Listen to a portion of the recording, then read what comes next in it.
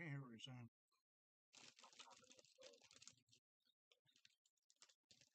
Talking to myself. Oh.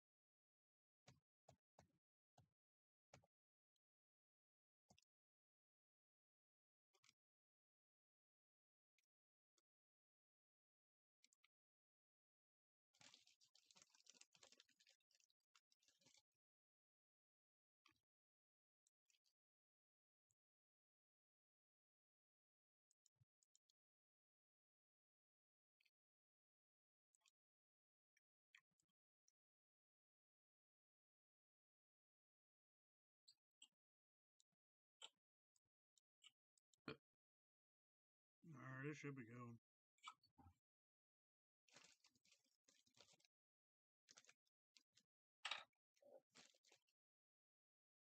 Maybe.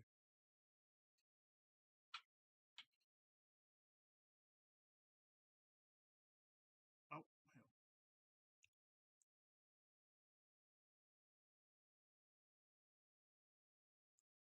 Anyone interesting? Oh, yeah. Alright, we're good, yeah?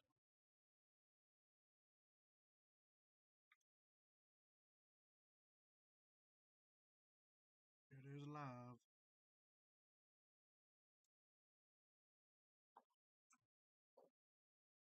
Or Huh? yours? Yeah.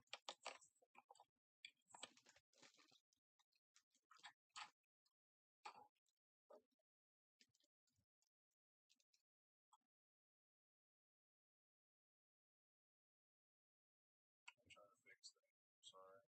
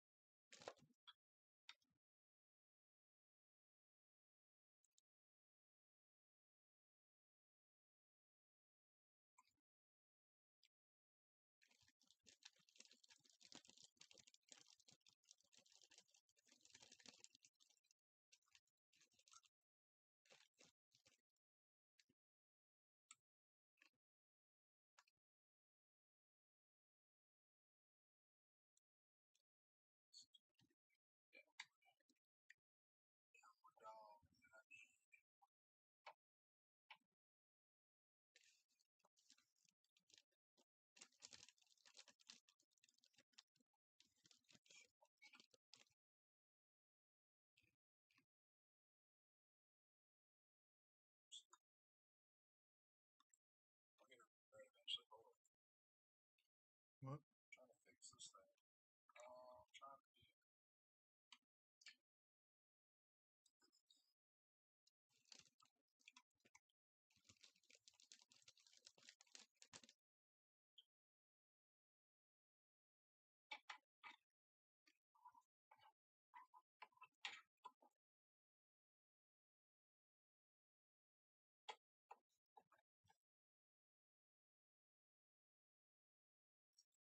What up, everybody? We're gonna fucking build this motherfucker.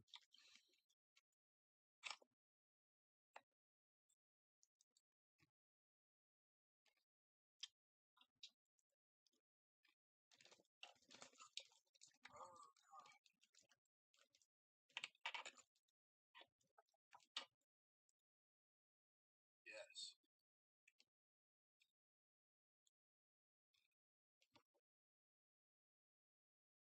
Yeah, actually, here, like.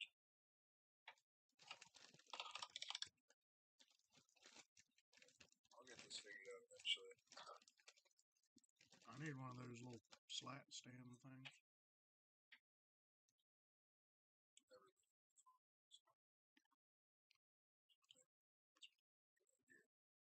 This is a weird world.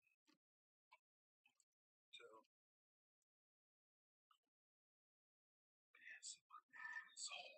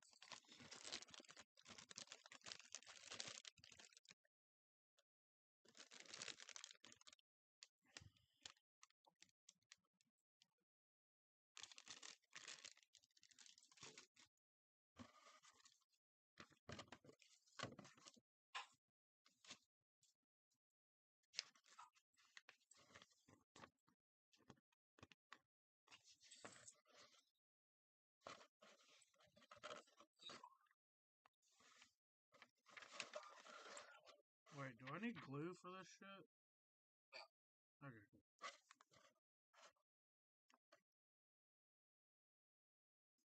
Hell yeah.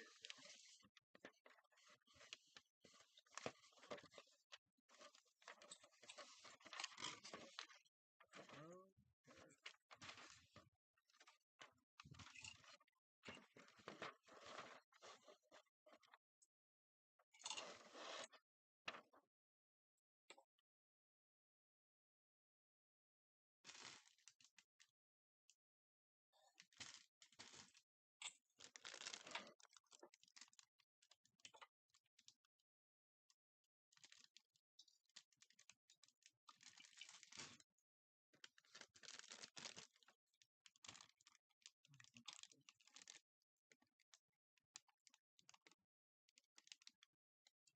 here we go.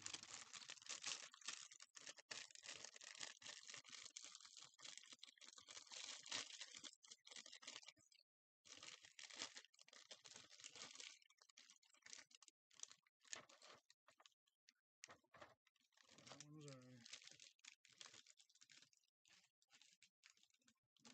But it doesn't want you to start with A. What the hell? Oh,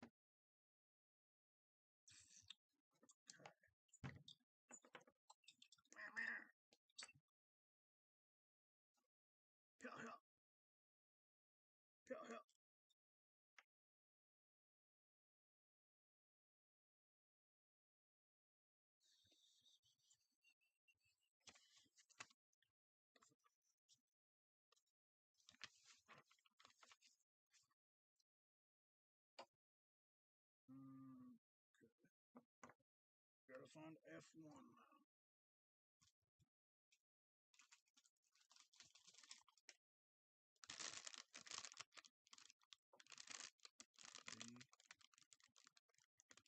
F1.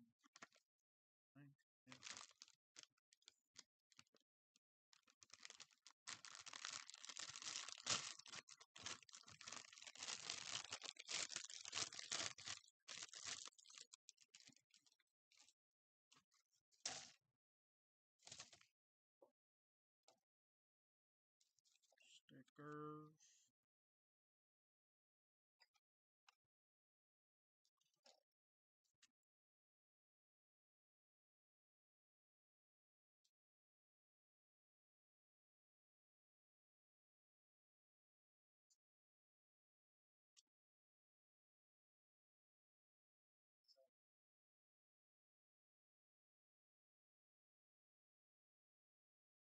F1. Says I need this little piece. That look alright. Huh? That look alright. Yeah.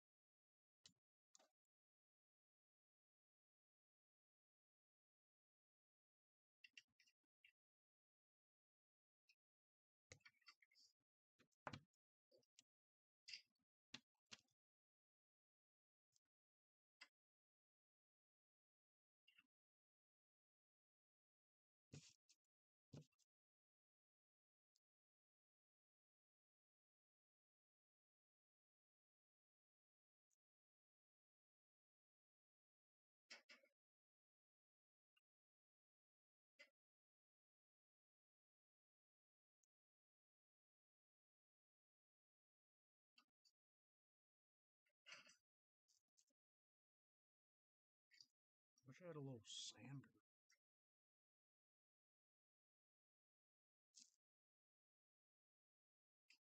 D20.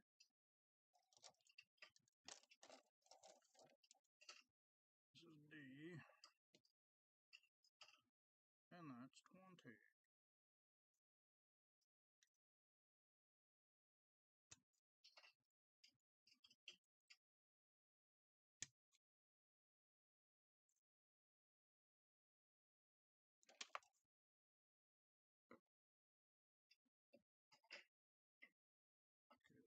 Deal with that.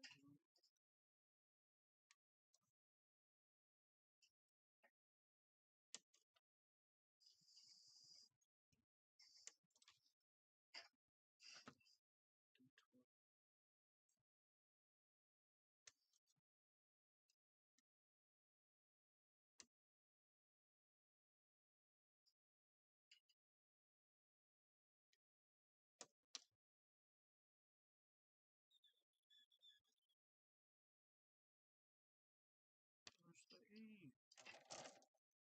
Is this the E? No, it's the A. Is this the E? No, let's see.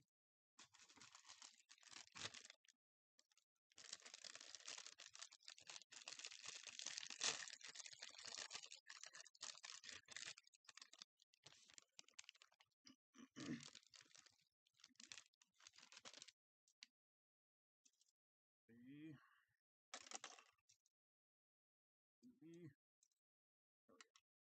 Wait. It's two E's. One.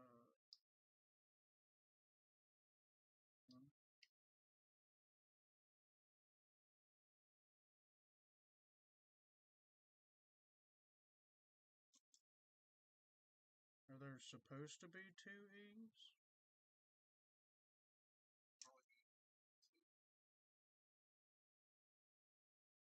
Well, they're like copies.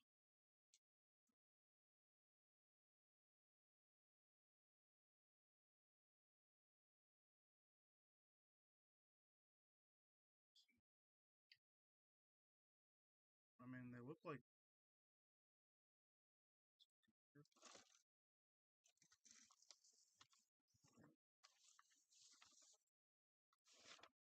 Oh, okay. It does have two pieces to it.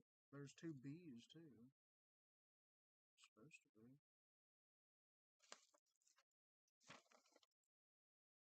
Or, yeah, there's supposed to be two B's.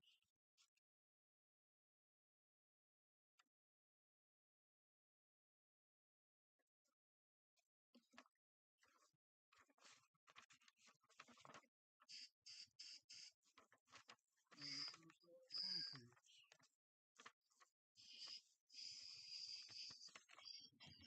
Oh, there it is.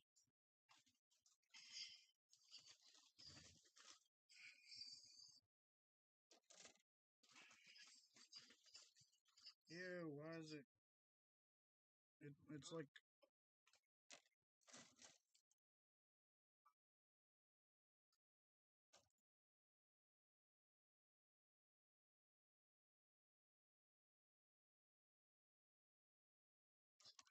yeah, like it looks like a little handle or something, or like a hose maybe.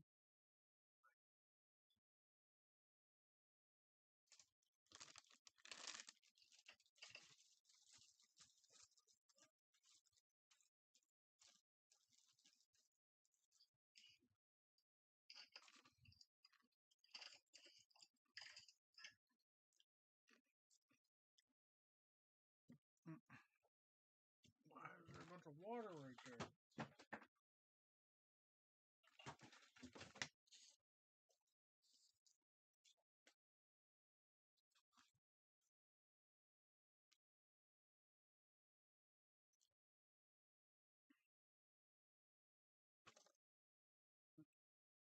Fucking annoyance.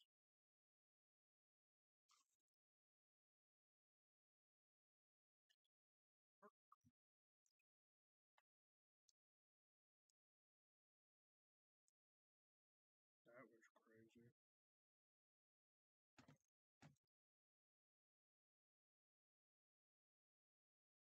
Okay.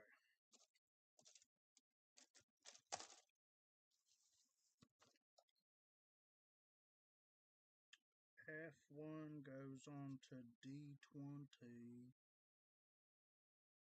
Like so.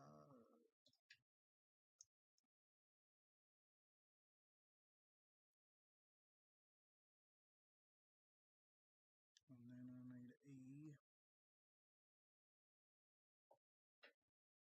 E. Um,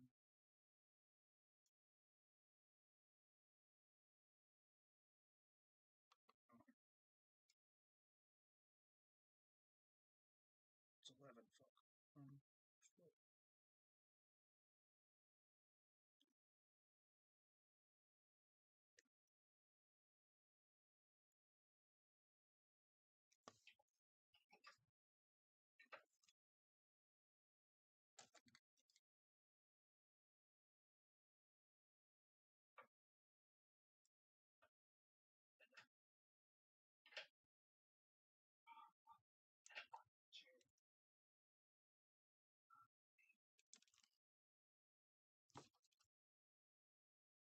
Um,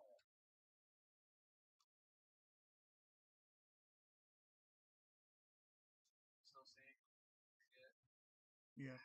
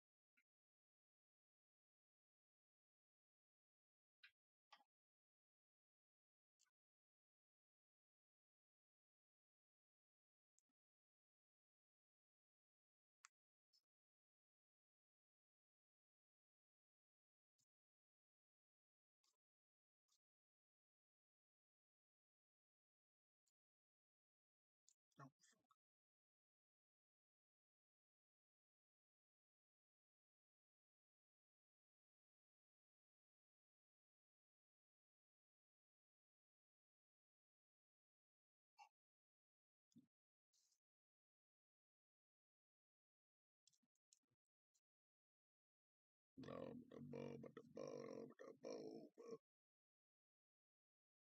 yeah. Hey.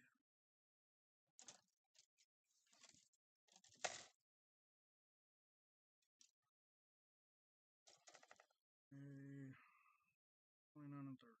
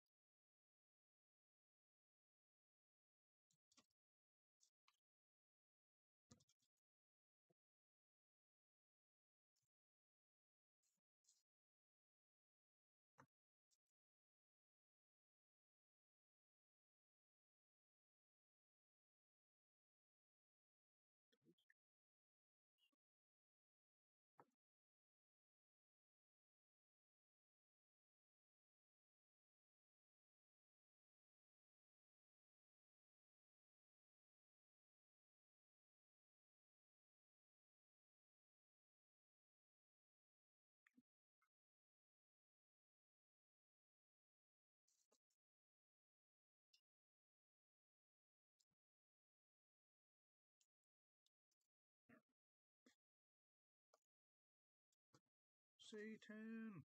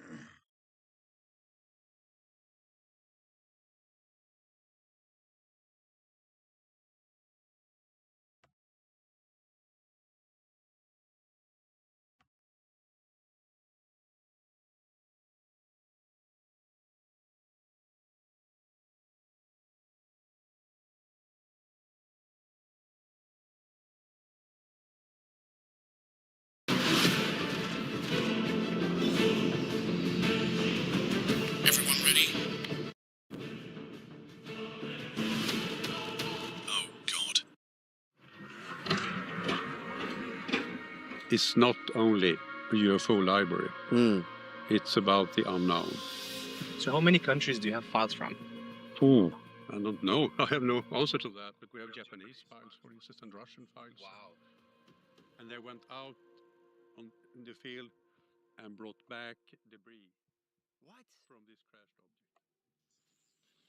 They were standing on the other edge of this carriage, and they had very tight helmets, small heads, and some gloves. She was 8 meters from them. Meet Klaus Svahn, journalist, author, and one of the world's most impressive UFO researchers. He's a real-life Swedish Fox Mulder, and that's because he's basically in possession of the modern X-Files. I'm not kidding. Since the early 1970s, Svahn has not only reported on the phenomena for Sweden's largest newspaper, but he's spent decades building, organizing, and preserving what is widely recognized as the world's largest UFO archive, the Archives of the Unexplained.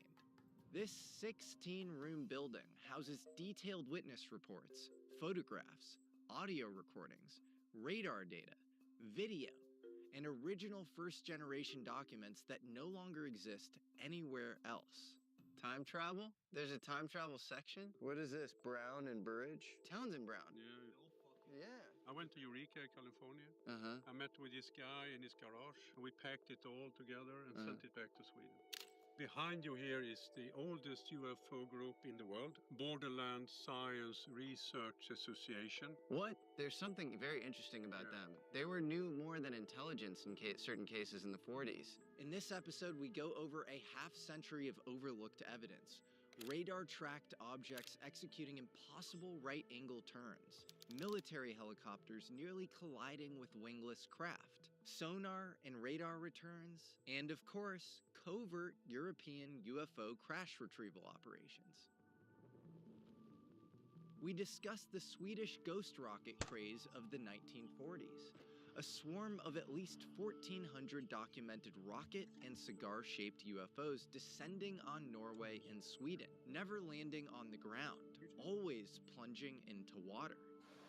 A swarm that even caused the Swedish government to form a specialized military unit. Klaus Svahn isn't just an archivist. He's a field investigator in his own right, interviewing experiencers and witnesses at the very center of UFO history. He spent a lot of time with Betty Hill of the famous Barney and Betty Hill 1961 abduction case in New Hampshire. Everybody knows about this canonical abduction story, but Klaus dug a little deeper and found out that Betty, outside of her abduction, witnessed a UFO crash near her home. She even recovered the debris, which she went on to bury in her backyard, where it still might be to this day. I usually say that we are standing at the very top of a mountain of knowledge today. Yes. But the mountain is resting on this mountain that is even bigger. Yes. That is moving into the future. This episode is one of the hardest core summaries of evidence for UFOs I've ever heard. When you speak to other people, have you seen anything unnatural? Yes, but I don't want to talk about it. Yes? I brought my buddy Amar Kandil from Yes Theory to the archives, and we had a blast. What is your top UFO photo? Without further ado, please enjoy this week's Swedish alchemist, Klaus Svahn.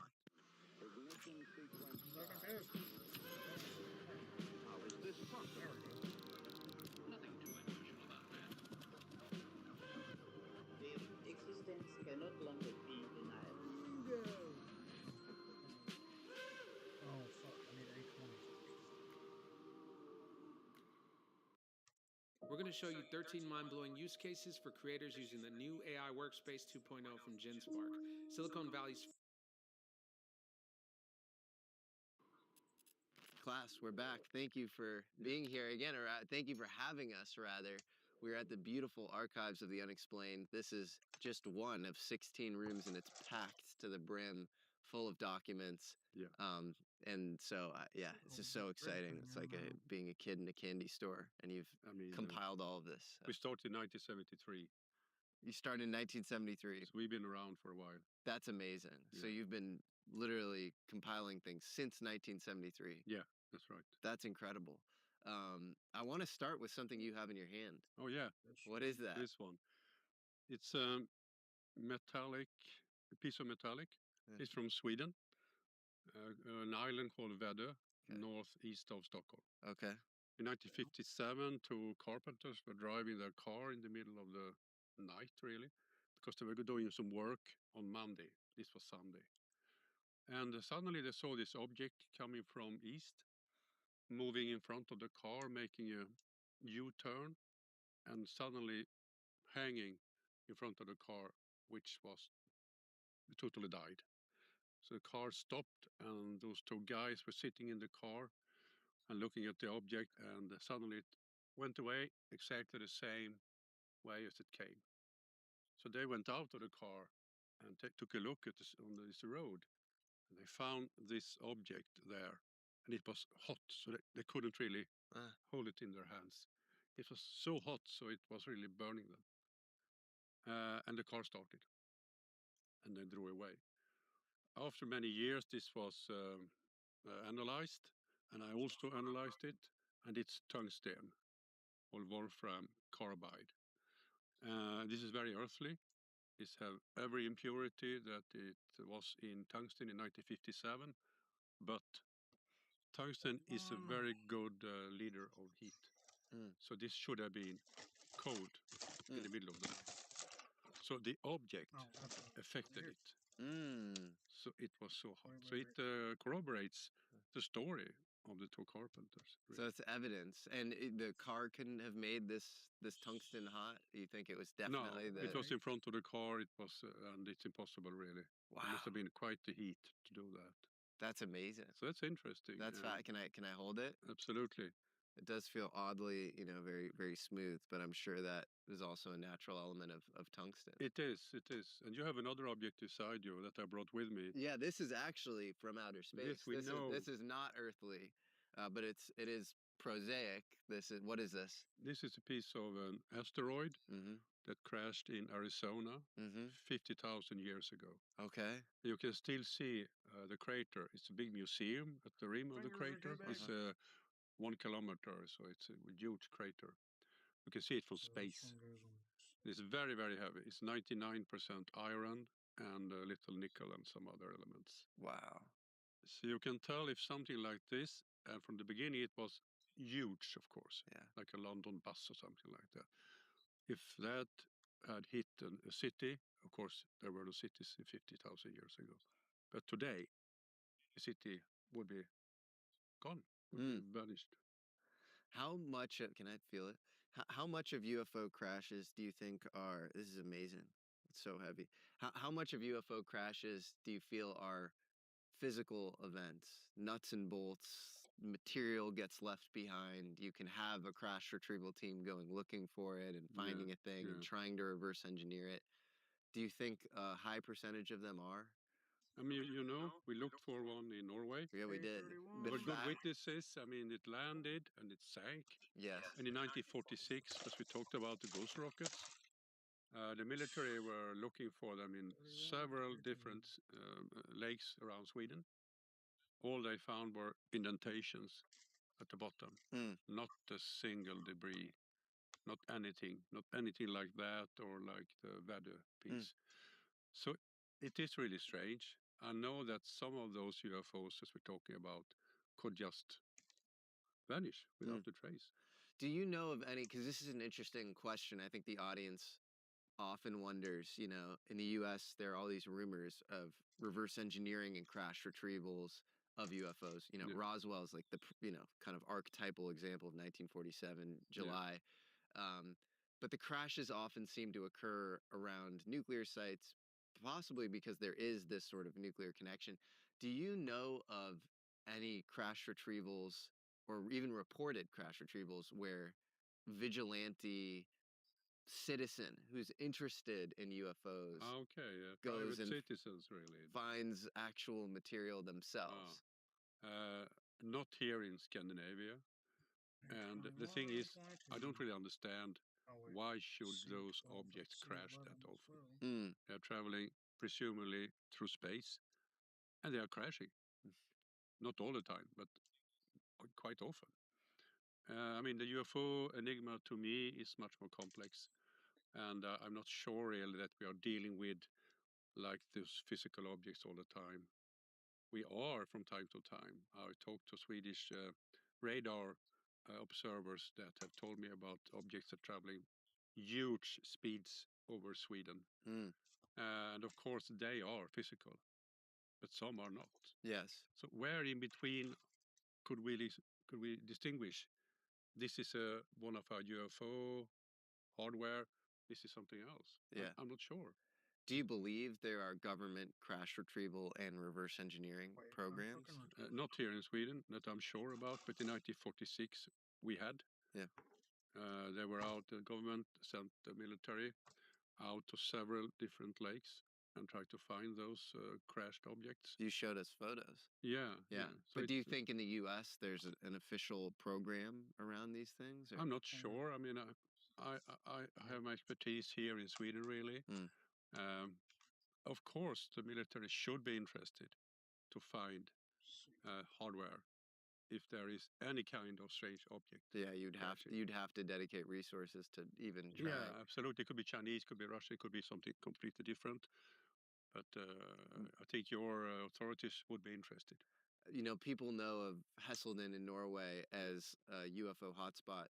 What in your mind are maybe the top 5 UFO hotspots in Europe?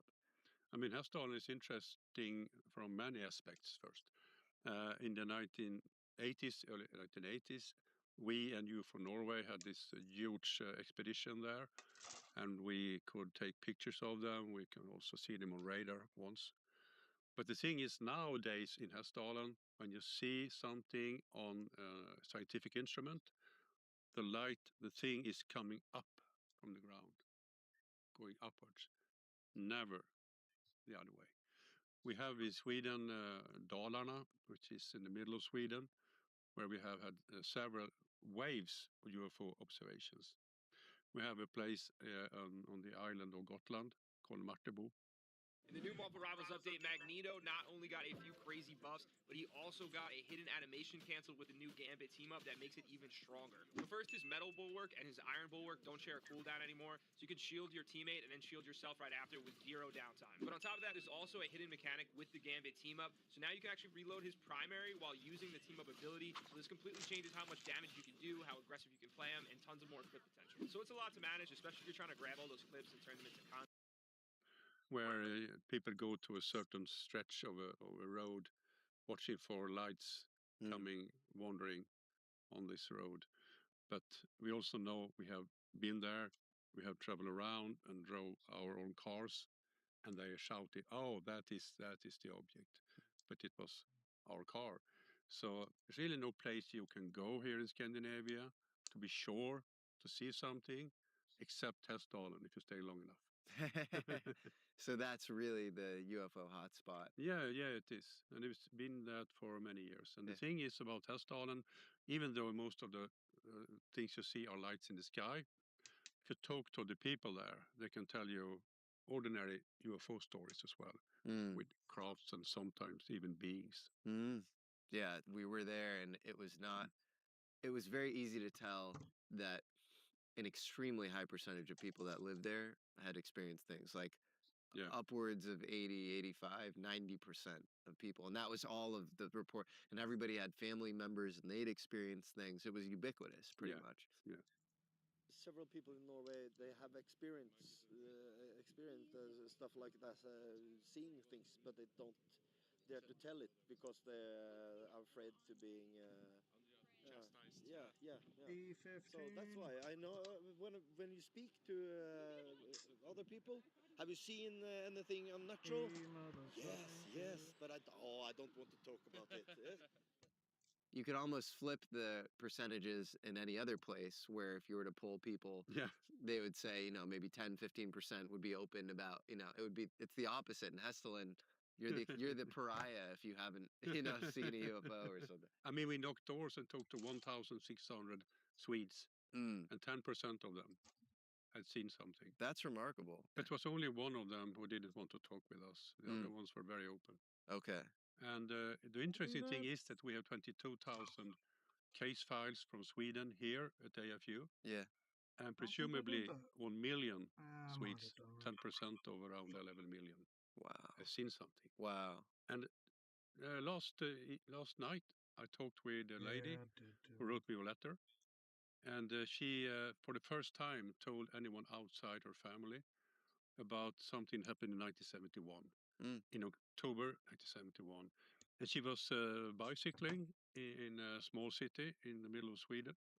It was daylight, and the train was coming. And this is so strange, This is typically strange for me. Back in the day, I used to chug coffee like I was prepping for a quantum jump. But then I'd crash like my nervous system got slingshotted through a kaleidoscope. Anxiety spiking, aura flickering, and REM sleep never met her. It was like drinking battery acid on an empty stomach. Then I found Mudwater. It doesn't fry my circuits or my synapses. I use Mudwater's original blend over ice. It still has a little bit of caffeine, but it's stacked with adaptogens and nootropics like L-theanine, chaga, lion's mane, cacao, the whole Earth squad to keep you naturally energized and to ensure that you don't wake up with the morning scaries. One sip of Mudwater and my cells report for duty. 2 sips and boom, I'm plugged into the fungal Starfleet. All systems go. So, are you ready to make the switch to cleaner energy? Head to mudwater.com, that's MUDWTR.com, and grab your starter kit today. It's MUDWTR.com. Right now, our listeners get an exclusive deal up to 43% off your entire order, plus free shipping and a free rechargeable frother when you use code Jesse at checkout. That's right, up to 43% off with code Jesse, that's Jesse, at Mudwater, MUDWTR.com. After your purchase, they'll ask you how you found them. Please show your support and let them know we sent you. On this train, there was a carriage with scrap metal pile. She saw 2 men on that, looking for something. They have some like backpacks, but it was not backpacks. They had like suits, like the Superman. Yeah. But one color only, silver color, with something protruding out of their back like that. And she watched them, and suddenly they were standing on the other edge of this carriage, looking at her. And they were holding their hands on the belt with a small box. And they had very tight helmets, small heads, and some gloves. And she was so frightened. She was 8 meters from them. That's very, very close. And suddenly, I mean, she went away, and they went away and carried on with whatever they were doing. And it was nearly impossible to walk that distance on this carriage because it was so much scrap metal. So they just traveled over the metal in a way and were standing there. And she turned around and you could see they were still working, looking for something on this. Awaken to a world of wonder in Final Fantasy XIV Online. Take it easy. Wow. Strange Interesting. story. Super strange. Yeah. Did she speculate as to who they were, where they were from at all, or? I mean, she started to read about UFOs and nowadays she's over 70 years of age, and she looked on YouTube and whatever. But she asked me what I thought, and I said to her, "This is for me a typical encounter with strange beings because it's not typical." You're right. So they are so different, so diverse. So it's typical for things to be unable to categorize them. Yeah, for me, high if strangeness. you really take a look at all of the spectrum, you will find that. That's what Jacques Vallée, John Keel, a lot of these UFO researchers, once you get past a certain point, you get into this idea that the phenomena conceals itself with this absurdity element that is injected into every experience. Absurdity is the word, you know. That's a key word. It's really absurd. And so it's so absurd that it pre-stigmatizes itself. Like the story you just told me of men in a garbage pile seemingly doing the most low-tech thing, wearing the most high-tech suits, teleporting from can to can or whatever. Sounds insane. Yeah. But I'm sure that happened, you know? And so that seems to be this very common theme, this trickster element. Yeah. Do you think that that's at play here? This idea that the phenomena almost wants to cover itself. In a way, I agree with you, because there are so many high strangeness cases. So the other ones, you say, oh, this is the typically Whitley Strieber alien. They're not very common here in Sweden. You can get them, but if you really dig into all this, the pile of observations, you are finding so many other stories. When you were talking about the sighting where the woman saw the being with the backpack thing protruding, and the suit, it reminded me of a friend of a friend's account. So my best friend's sister's best friend, she was in Mexico, in Baja California, I think, and just like sunset, taking photos of, she was drinking like a Corona beer, she's taking a photo of it with the sunset behind, and maybe half an hour later, as she goes through the photo, she sees something very, very similar to what this woman described. Oh yeah, yeah. She drew it, so she was very scared to show the photo, but she drew it for me, and then we were gonna get on the phone so that she can show me the photo just like via Zoom. And I think she had cold feet, and I can't tell if it's true that the photo disappeared from her phone, but that's what she says. Yeah. And she just says like she can't find it anymore. But it was in one of the photos, and she was looking at what she was taking a photo of. She didn't see it with her own eyes, but it appeared on the photo. I mean, that is so interesting, because some of those aliens are carrying equipment. Yeah. Some are not. Yeah. And it's literally like what you were describing. Just it is. But, that's amazing. Yeah. That's so crazy with the little backpack and the jumpsuit. And it was like some sort of a metal detector thing, and they're on the beach in Mexico. It's like, what is so weird. Yeah. Yeah, no, it's almost like a Gonzo movie or something. Yeah. It's absurd. That's absurd. Showtime. Yeah. But speaking of photos that were taken where the person didn't even witness what ended up being seen in the photo. They accidentally took a photo of in this case, an amazing UFO. Yeah. This is Klaus's new book, Files of the Unexplained. And do you want to tell us a little bit about this photo? I mean, it's taken by Hannah McRoberts. And we should see if we can find it in here so we can have a bigger picture of it. I don't remember which page there it was. Yep. I mean, look at that. Wow. So this is Vancouver Island. And you've met her, right? I talked with her on telephone. So what's the story behind this photo? Well, she was out driving together with her husband, and she stopped. This mountain is quite well known. This was October the 8th, 1981. And she thought that the cloud seemed a little nice over the top of the mountain. So she took this picture, and coming home later on and got because it's an old film, it's not a digital film, it's an old camera. She found that there was something up in the air, and it really looks like a proper flying saucer with a dome. Do you think this photo is real? I think it's real. I'm not sure how it ended up there, but I talked with her a couple of times, and I mean, she didn't fake it anyway. I think she is really doing this because she's curious about it, and she don't understand. She seems very earnest to you, and no grifting or lying vibes. Absolutely not.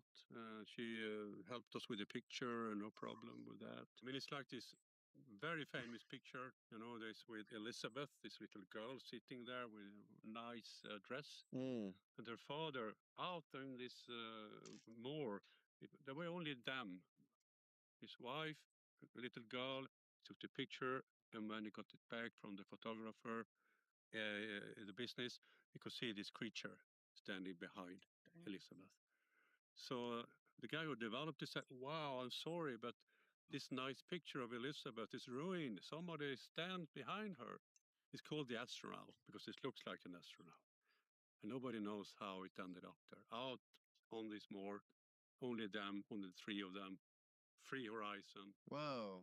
What are the most, because if you look at the free Edgar Mitchell, database in the U.S. of abductees or experiencers, over 50% experience humanoid creatures. So creatures that seem to be bipedal, walking upright. Yeah. Almost very similar to humans in many ways. Yeah. Is that similar to what you experience in Scandinavia? I mean, we get stories from people that have seen like box-like entities floating. So you get it all. If you are into this for a couple of decades, wow, you will find that this is more complex. It's not only humanoids. So interesting. So yeah, Alien is such a simplistic. It's such an oversimplification. I think so. The idea that's like, oh, we're not alone. They're out in space and they've come here. It makes us understand it, and we want to understand strange things. Yes. Well, it's true. I mean, when you look at, it's funny. Everybody references in the U.S. The 2017 article from Leslie Kean, which outed, OSAP or whatever, the program at Skinwalker Ranch from 2007 to 2012. And before that, you had Bigelow studying at Skinwalker Ranch. And everybody talks about that, like, oh, that's the official alien investigation program. And if you look at what they were doing at Skinwalker Ranch, it's like they're picking up weird electromagnetic signals. There are poltergeists. There's like a werewolf. And that's how some of the anti-UFO people try to show they think it's like all crazy or whatever. But it's actually just a way less simple phenomena than, you can't memify it into this simple, it's just a gray alien and they're from Zeta Reticuli and they're going to appear at some point in the future. It's this game of whack-a-mole, and it's deeply embedded with human consciousness as well. So it's a good summary, I think. I mean, you must really look very broad at this. And that's why AFU here is not only a UFO library. It's about the unknown.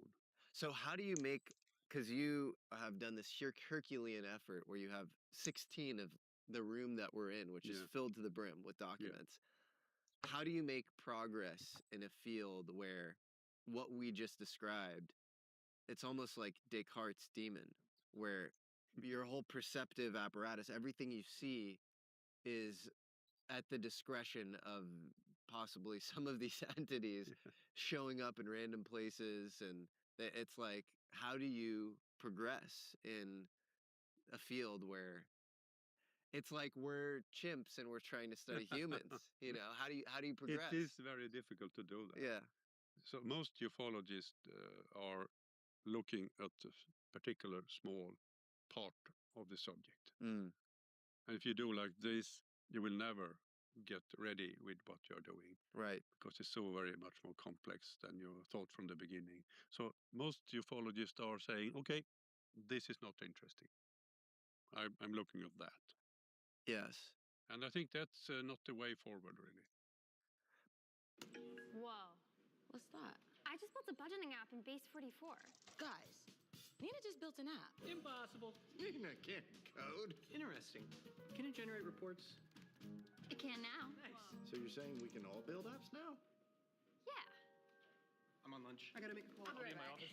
Just built an inventory tracker. Protein calculator. Book sharing app. A workflow manager that tracks who still owes for the group lunch. Trash duty schedule. Since no one seems to care. Just built a I just created a goal tracking system. We built the same thing, didn't we? Yep. Can this thing manage contact? Is the SOC compliant? I want to animate this graph. Create a party planner. Profesor de Español. An inter-office dating app. But even beyond that, like I look at Jacques Vallée, who we were talking about earlier, one of the best theorists on the topic, French godfather of a lot of modern UFO research. Amazing guy. And, on par with you as far as all your encyclopedic knowledge. He, like if you read some of his early books, like Invisible College or something from 1975, are we that much farther as far as the theory as to what's happening than he was then? No, I don't think so. I don't think so either. That's sad, really. It is.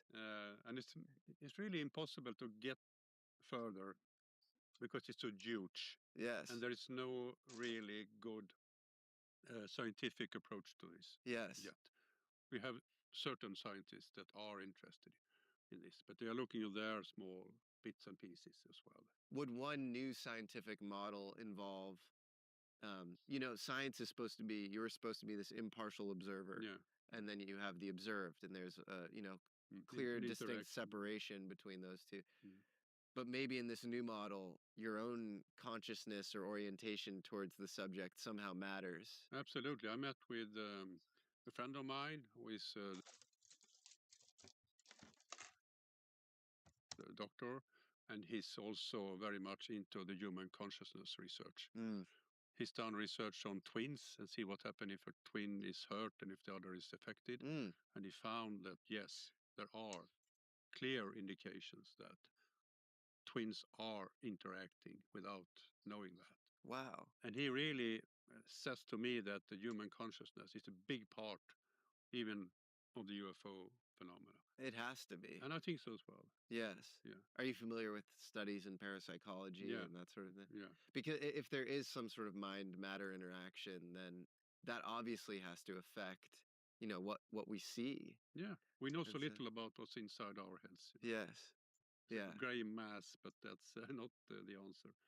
Do you think, when you speak to Jacques Vallée, he says, I would be very disappointed to find that these were just beings from another planet? From my own point of view, I'm going to be very disappointed if UFOs turn out to be nothing more than visitors from another planet, because I think they could be something much more interesting. It doesn't have to do as much with space as it might have to do with space-time itself, or time. Seems like time travel is this big theme in a lot of his writings and, when he speaks and stuff. Is that something you've thought about at all or considered? Absolutely. I don't think the answer to the UFO question is one. I think there are many different answers on different parts of this huge complex. So it's very hard for, say, a scientist to approach this with an astronomer. They will only look at this very small part. There need to be a group of scientists and ufologists or whatever doing this together. Time travel. Time travel? There's a time travel section?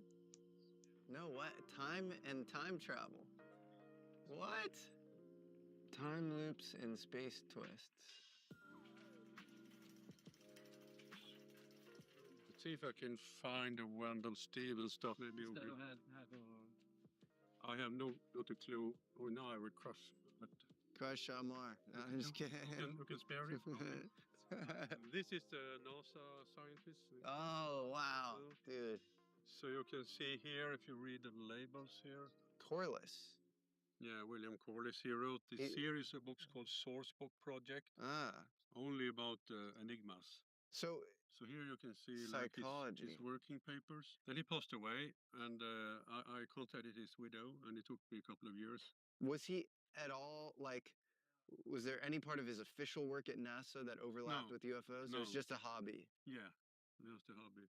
This is what they look like. Biological anomalies, mammals. Oh my God, this guy's a genius. Yeah. Who is this guy? He was a genius. This is amazing. We corresponded for many years, then he passed. Wow. And then I wrote to his estate. Yeah. I got in contact with his son. And his wife was 90 plus. And she started to compile everything in order for us. Wow. And we sent 2 pallets from the US. Oh, she's amazing. Yeah. And this, behind you here is the oldest UFO group in the world, Borderland Science Research Association, BSRA. What? That's the most interesting UFO organization, because they knew about crashes sometimes before they would happen. Like, there's something very interesting about them. They knew more than intelligence in certain cases in the 40s. Yeah. About stuff. They were first So what's their deal? Because they were funded by that guy, the mysterious guy. What's his name? He was like an occultist and like a magician and. Yeah. So and then they had all the early stuff around UFOs before intelligence agencies did. I went to Eureka, California. I met with this guy in his garage. And we packed it all together and sent it back to Sweden. Wow. So, and you have Tesla and what is this? Brown and Burridge? It's probably correspondence. Who's Brown? Maybe Townsend Brown. I'm not sure. You can take a look. I don't know. The Immortal Cell. Ron Brown. Oh, it's Townsend Brown. Yeah. Yeah. You can take a look and see what this is. Out here, every commander seeks something different. Some reach for what others fear to discover. Some master every battle, every choice. Across the stars, we build more than empires. We build our legacy.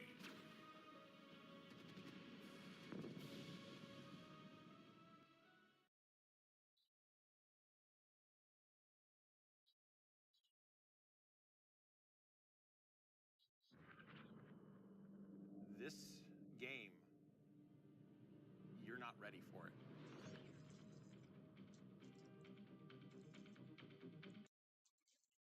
It happened to me in the woods. I was hiking solo. New year, no phone, no gear. But I think they are still left in Eureka. Really? Yeah. What apparatus? Yeah, well, I don't really know. It's like big boxes with switches. Really? What? Yeah. I want to check that out. I'm more interested in him than anyone else. Yeah, I understand. I read a book about him just a couple of months ago. The Man Who Mastered Gravity? Yeah. What did you think? I think it was fascinating. It's fascinating, right? Yeah. Isn't he the most interesting man? So many mysteries around him. So many mysteries around him. He was onto something. I think so as well. I think so. Yeah. I think there's something very interesting about him. Townsend Brown. Townsend Brown. Townsend Brown. Townsend Brown. There's a guy named Townsend Brown. Okay, Townsend Brown. I want to look that up. The holy grail of physics involves the unification of the four fundamental forces, which includes finding a missing link between electromagnetism and gravity. Einstein actually spent the latter half of his career trying to solve for this mathematically. It is my belief that this spooky inventor may have experimentally discovered this long-sought link. Which UFO case impacted you the most and changed your life the most? I grew up with the Barney and Betty Hill case, of course, and that was hugely important to me. And when I met Betty many years ago in the middle of the 80s, I got a quite new view on her. So it's important to meet with the witnesses. What was your new view on her when you met with her? Yeah, well, I was most ufologists, and if you read the books, it says that Betty Hill was not interested in UFOs at all before the encounter at the Indian Head. Yeah. But she was. Really? And not only that, she told me that she was sitting on the porch together with her I think it was sister, whatever. It was a relative. And something came across in the sky and crashed. And they went out in the field and brought back debris. What? From this crashed object. A few years ago, before this happened, this was in the 50s, I was over here Yes, it is. visiting with the family. And it was a warm night, and we're sitting outdoors on the porch when we saw what we thought at that time was a plane very slowly going across the sky. And while we're watching it, it exploded midair and burned. Now, we said, we've seen a plane blow up. We turned on the radio, we turned on the TV, nothing. Wow. Up to by my mother's, my nephew had seen this burning debris come down from the sky. And he watched it, and when it cooled off, he got some of it. And my sister gave some pieces to me and said, we don't know what it is. Maybe I had some friends at the university. Maybe you could get someone to analyze it. So I had all these pieces. And I had them in the closet there on the top shelf. Like my mic audio or my video? I didn't find anybody to analyze audio for... So just before, about 4 days before we left to go on the trip, Bonnie said, "What's that stuff above the top shelf?" Why don't you throw it away? We could use the shelf. Well, I was having some This fill in the audio. backyard. So I took the pieces and I threw them in the backyard. And when they dumped the sand, they covered them. And about 3 days later, we go on the trip.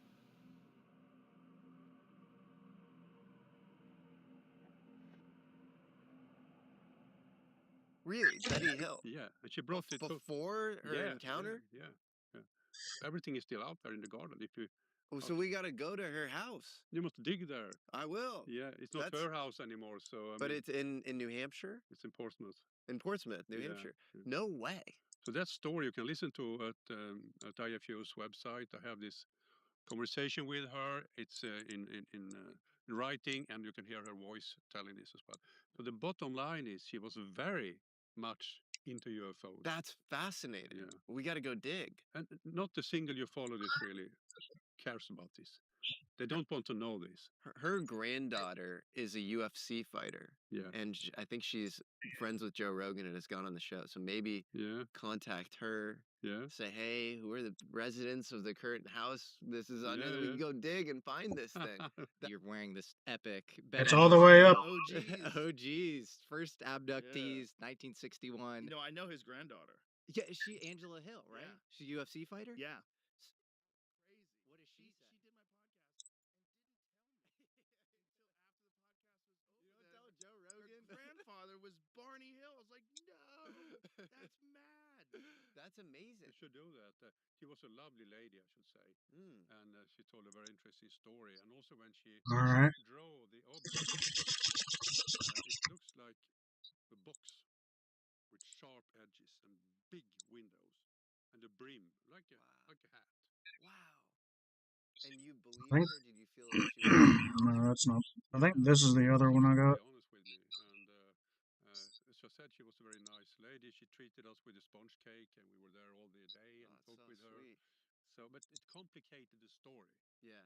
Just for the audience, the core story is in 1961, Betty and Barney Hill, they were an interracial couple, and they were ACLU activists actually, and they were on a road trip from, I think it was like Niagara Falls, or they were in Canada, and they were coming back down to New Hampshire, and on the way, they see this craft, and it's flying around, and I believe there's audio, and we'll play the audio for the audience, but like Barney starts to like go after the saucer, like almost like it's like he's locked into it, and it's like she's afraid and wants to keep going. And then he's very afraid after that. So I can't show video of YouTube on YouTube, or they'll Jew me.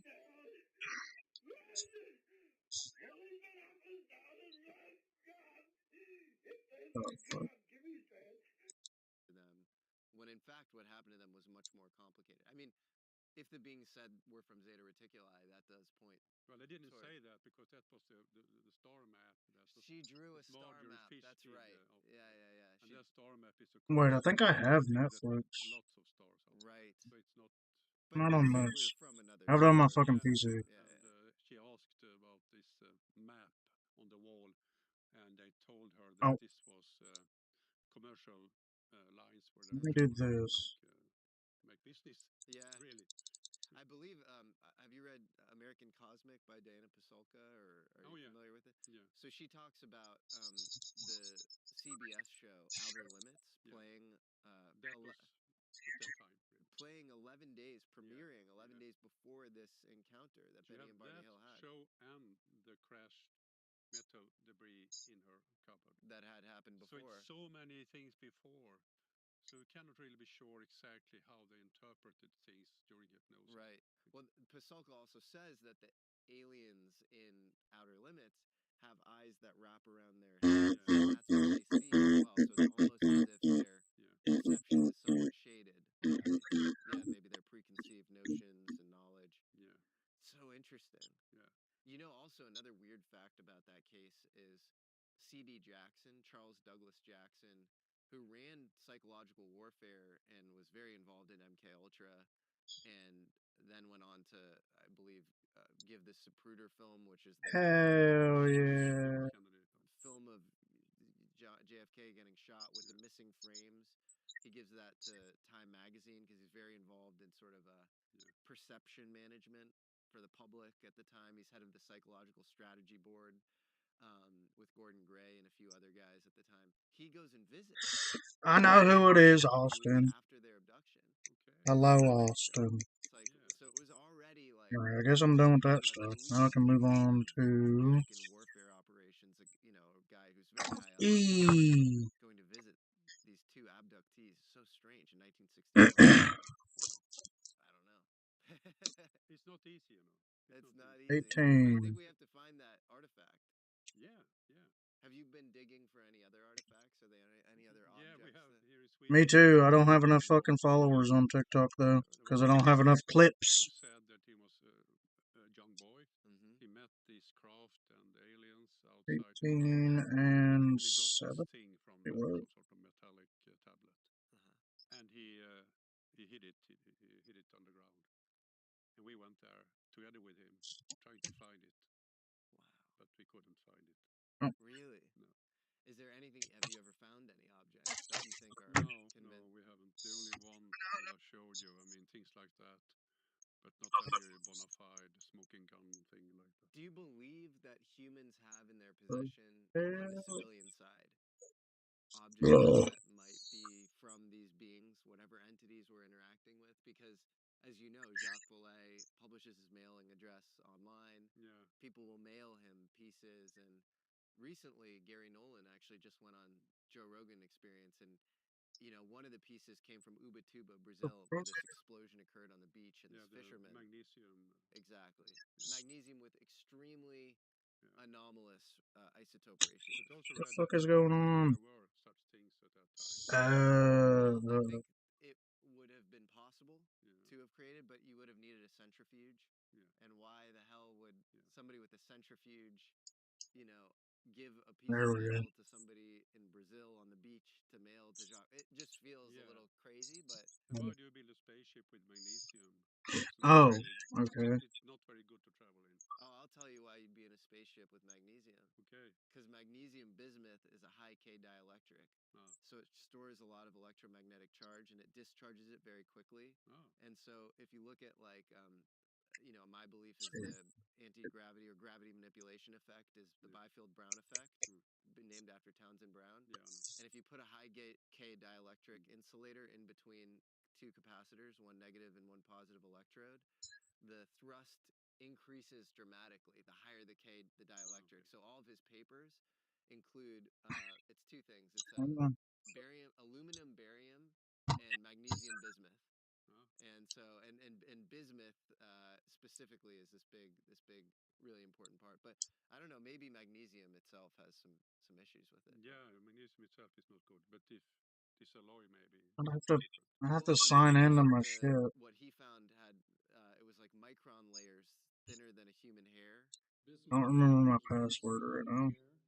Magnesium samples about 10 times the size of human hair. And so it's extremely thinly aligned, and I think you get these topological insulators like that where when you excite them, you seem to have electron coherence occur at Yeah, I have to fix all that. Space looking into some of these things. So. But why do they explode over Ubatuba? So that the speculation on Gary Nolan's part is that that was. Can I make you a mod? That's almost like the byproduct. Maybe you can do that. Who knows, you know? But so the exhaust should spit out metallic debris. Yeah, I don't know. Is it something that they're using and they need that ratio to accomplish something, or is it a byproduct of an effect that where they take the natural things and then they're doing something, and this ends up being the outcome, and then when they're done with it, they go and they throw it out. Do you hope to find a material? 16. I hope, of course, but I'm not sure I can. Yeah. But if there is a report, we will, of course, go there and try to find it. We are mostly focused on finding recent ghost rocket crashes. I mean, in 1980, there was a landing and an object that sank in a lake up in the very north of Sweden called Lammajaure. And we have been there. And we have radar Where's that? Something is in the mud. Really? Yeah. Amazing. Yeah. So when are you going to go look? We will be there again next year. That's exciting. So I'm hopefully we can confused as find fuck. something. E14. No very good Oh, witnesses. okay. Wow. In the middle of the day, and they could see this object coming below 100 meters, Yeah. flying over them. They follow it over the lake, and it turns around 180 Yeah. towards them, lands with a splash, and sinking, and bubbles are coming up, and then it's gone. And then they take out the camera from their rucksack and take a picture. Of course, it's gone, but they take a picture 2 minutes after the object is gone. They go back to Stockholm Mm-hmm. and contacts the military. And the military's UFO expert at that time, Sture Vickers, he really looks into this, try to find an explanation. But they couldn't Hell find yeah, it, dude. and they sent an helicopter over the lake. And I met one of the pilots, and he told me this is a natural park. You're not allowed to land there. But suddenly one of the passengers felt sick. Mm. Yeah. Mm. So they lands. Ah. And they can see dead fish on the near the shore. So they take the fish with them and think, wow, this is atomic power, some radioactivity. I killed the fish, but it was only a parasite. And we found the same dead fish when we came there many years later. So just a parasite. Yeah. But he thought maybe the it was object a Hell yeah, was dude. 4 meters of mud. And our expert who went with us said, if you see something, it will be not at the bottom of the mud, B15. but in between, 2 meters. And exactly there, we got this return from an object that is still resting there. Really? We don't know what it is, but there is some object. Do you know the shape of the object? No, we only saw it in Oh, 2 fuck, we're dimensions. good. Oh. So next trip we will look in 3 dimensions. Wow. We are not allowed to bring anything with us from this national park because it's a natural park. Yeah. So if we find something, we cannot bring it. Well, if you need any extra media coverage or help in any way, I would love to come. I'll call you. That sounds amazing. It is amazing, and this is a very good observation. And we have several cases like that objects have, like in Norway, flying very low, turning, navigating, landing, sinking. Interesting. And it always seems to Oh, be in God, water. it's hearing my shit. And the thing is, which I didn't really think about until recently, that all those observations around water, of course, people are living there. It's summer, they are out. It's good observation. I mean, they could see over the lake. But not a single one has seen any objects flying over the lake. Not one. Motherfucker. Every single observation ends with a crash or a landing, not a flyby. It's so interesting. Why do you think that is? I mean, they want to land, they want to crash, they want to pinpoint the lake, that's for sure. And I'm not sure why they do this. Do you think it's fuel? I mean, they're running out of fuel. No, do you think water is their fuel? Oh, you mean that? Because, okay. the bonds between hydrogen and oxygen, H2O, are impossible to break from a human perspective. But if you were able to amount the energy necessary to break them, then they would be extremely energetic. That would be an extremely energetic reaction that could, power a craft. I think it's like driving your car into a gas station full power and trying to get some petrol. Yeah, fair enough. I mean, they should land and be there for a while and then fly away. Right. But they are either crashing straight down, yeah, or landing quite hard. Yeah, but it might be hard from our perspective, and it might be you can always refueling. I just who knows, It's interesting. I mean, water just seems like this very important element. The idea that they're transmedium. And water is important. It is not a single object has crashed on land in Sweden or Norway. That's amazing, yeah. The fact that they literally only the ghost rocket phenomenon. Yeah. But you're saying, because we talked about this the other week, you're saying that it's not just the ghost rocket phenomena that only hits the water. You're saying all UFOs have only landed in the water in Sweden generally. Sweden, Scandinavia. In Scandinavia. Yeah. So post 46, 47. All UFOs. That's amazing. Yeah. Wow. Yeah, it is wow. That's so interesting. And it's nearly always 11 o'clock. E10. Clear weather, hot weather. That's what you said last time. It's so wild. So strange. Yeah. Well, I mean, there's definitely some selection bias based on observer bias because that's when people are on their lake houses. Yeah, or but whatever. they should see some flybys. Yeah, it's weird. I don't. They only see those landings and crashes. It's so strange. But we have only a small sample. I mean, maybe 30. Still, that's a Yeah. the fact that I mean, that's enough to. That's a really important trend. You're just given access to incredibly sensitive DoD archives here in Sweden. Yeah. What did you see? I've been looking for the files from a very important military, customs, police operation in the early 1970s. They are still to be released in 2040. But I just the other day got the clearance to get them cleared. And did you see them? Yeah, I looked through them, but I will get a copy of them in a week or two. Well, what did you see? The interesting thing is that I found one observation that I knew the observer, this helicopter pilot.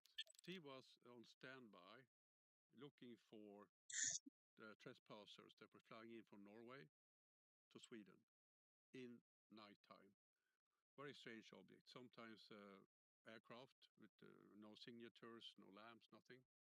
But this night he got an order to lift and go up with his helicopter, trying to intercept an object coming from Norway.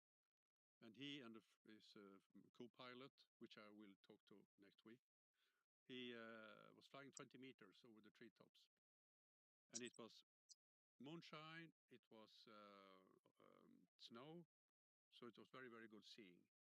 And suddenly this object coming, flying under the helicopter, over the treetops, in this small passage of 20 meters, and straight up in front of them, an elongated rocket-like thing with no wings, no lights, nothing, and it just flies away. And it told me that I did like this. I lifted my feet because it was so near our helicopter. Whoa. And now when I got those documents, I found this report. I can see the radar plot where they are intersecting their paths. And also the note from the military. So it's picked up by radar? Yeah. Whoa. Yeah. And you see the radar plot where the object is intersecting with this guy's helicopter. Yeah. That's amazing. Yeah. And they land. After this, they're landing. What? And the military security personnel comes and debrief them. And he tells the story, and they went away. What was the shape of the object? It was an elongated rocket-like thing with no wings. So similar to the Ghost rockets? Typical Ghost rocket. Typical Ghost rocket. What year was this? 1975, November the 7th. How fast was it moving, the object? It was much faster than the helicopter, but they had plenty of time to see it because of the moon and the snow on the ground. That's amazing because in the U.S. you have the kind of one of the holy grail events is the Tic Tac incident at Nimitz in 2004, and you don't have radar data for that. You have forward-looking infrared, which is kind of controversial, and they say that the radar data ended up getting classified. In this case, you have an eyewitness, and you were able to see corroboration from the DoD archives that this object intersected this helicopter at this time. That's amazing. And I will talk to his co-pilot in a couple of days and get his view as well. So we have two witnesses, documentation, and what I'm looking for now is, of course, the security personnel's notes. Wow. I have no access to them. I think I will not have any access to them. Well, how would you get that? I will try to get it, but how would you get the security personnel? I know people that works within the war archives. Okay. And they can help me to say if it's there. To see if he was actually debriefed when he came down and stuff. I'm sure he was because the whole operation was built on that you were debriefing people after all those events there. And you've spoken to this witness firsthand? Yeah, firsthand. And I talked to this helicopter pilot just a couple of days ago. Yeah. As soon as I find those documentations. Yeah. I called him and said, okay, now I know which date it was, and I can see that they made this note that an object passed very close to the helicopter. And this is being declassified for everybody. At what point will this be released to the public? Yeah, I mean, it will be. When I'm getting it, it will be. And so when will that be? When this will be released? In a couple of weeks, I think. It all depends on how much they have to do scanning. Is the pilot in Stockholm? No. Where is the pilot? He's far away from here. Okay. So to say. In Sweden, though. He's really nearer Norway than Stockholm. In Sweden, yeah. Damn. The other pilot is in Australia. Okay. Wow. Amazing. Well, that seems like an unprecedentedly important case. It is a good case, and I hope that I can really find all the pieces here. Do you have any other cases like that where you have radar corroboration for an eyewitness sighting? Because that seems like very important. Yeah, we do have. I've seen with my own eyes 19. UFO. Really? Yeah. You've seen with your own eyes. When was that, and what's the context? It was, I think, in 2005. It's what we call the first mobile picture of UFO in Sweden. It was two guys up in this cottage in the very north of Sweden. They were sitting playing cards, quite late, and they hear a strange noise. So they went out, and they saw this very illuminated object coming towards them, and it's moving around this cottage. So one of them get his mobile phone and take a picture, and you can see it's a very bright object with that flashes around, but that's probably a lens flare. But it's a very bright object, and it flies around the cottage, and then it vanishes. So I go to the military radar unit, which is very secret. You cannot just go there, but I know people. And I can see the radar returns from this event. You can see the object coming around and vanishing. So, yeah, that's a case you can corroborate. That's absolutely incredible. Have you seen, so you don't have UFO material, have you seen the remnants of a UFO? Just like you showed me that little piece of rock where it's interacted with a local physical environment in some way that's left Sweden. No. Okay. Because you told me last time about lily pads being affected by the ghost rockets, and so you're showing that it's interacting with the physical environment. Radar is obviously reflecting radio waves, and so that's it's a really important, And I interviewed 6 people at the radar station in Sweden. Wow, really? I found them one by one.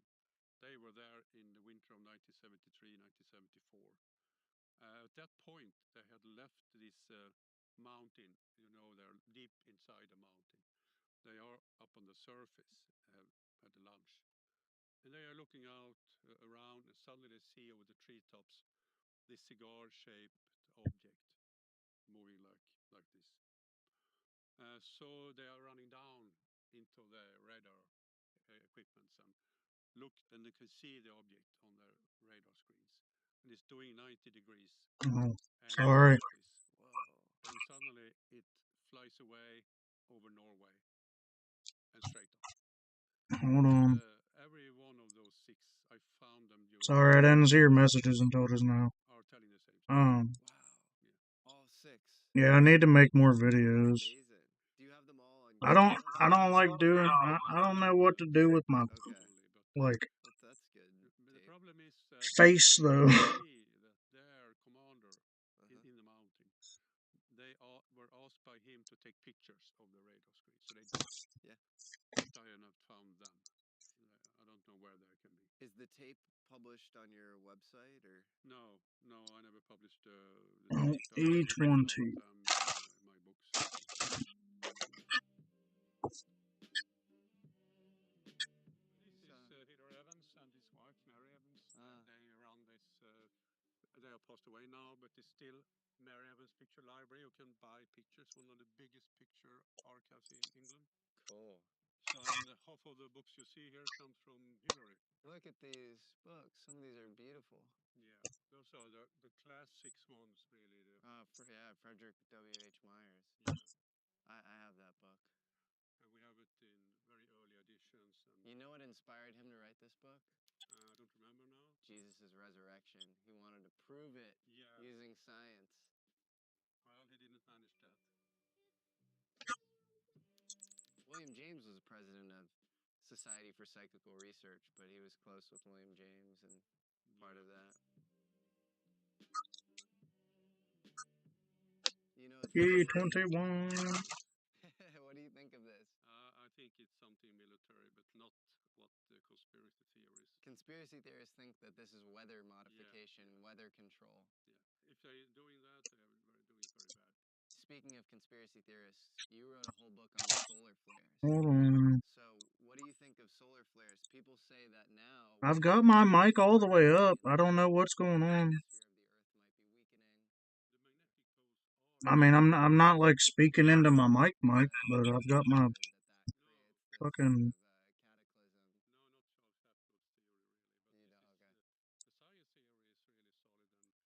Can you hear me now?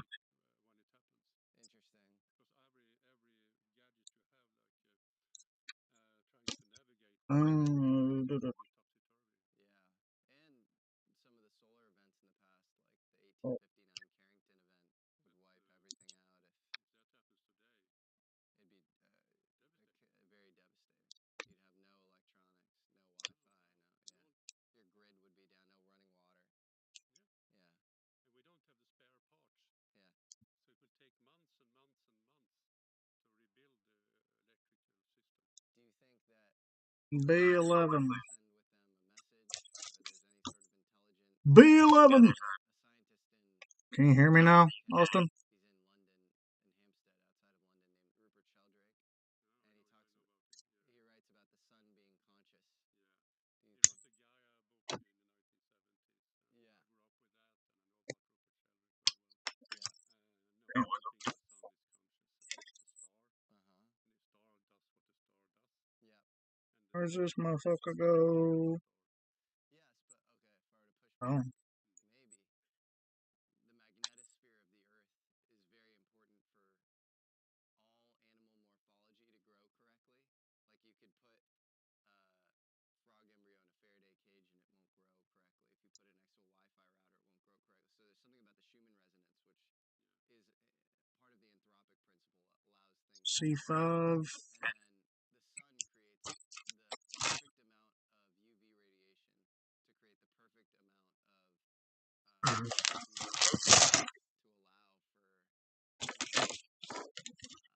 to allow for Hold on, I'll just turn the video off.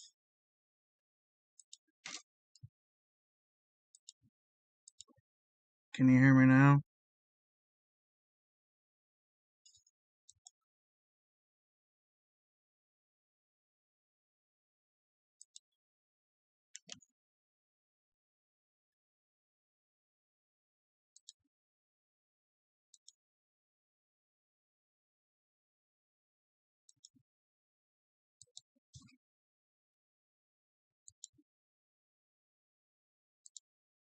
Can you hear me now?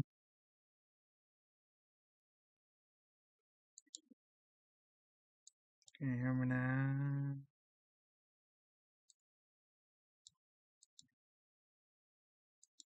Can you hear me now? Can you hear me now? Can you hear me now?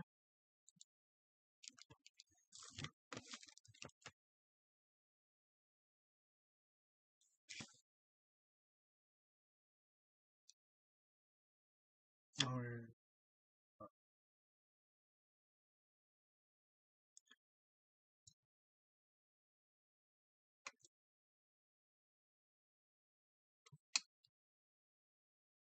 No.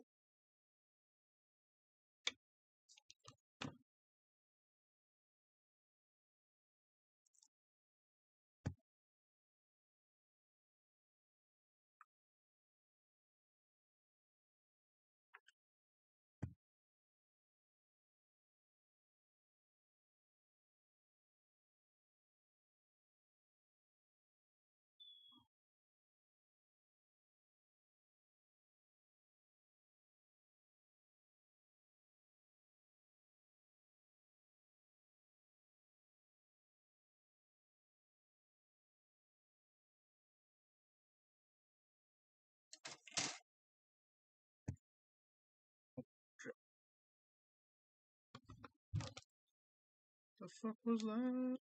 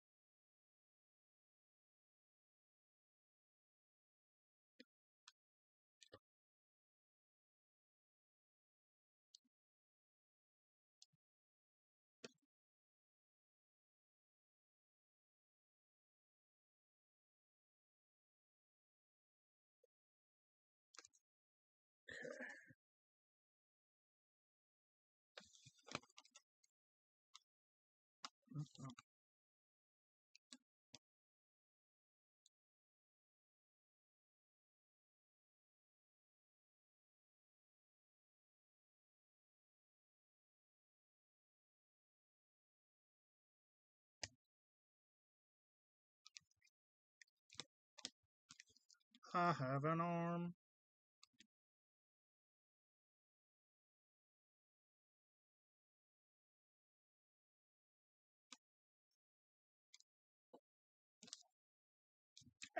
Fuck.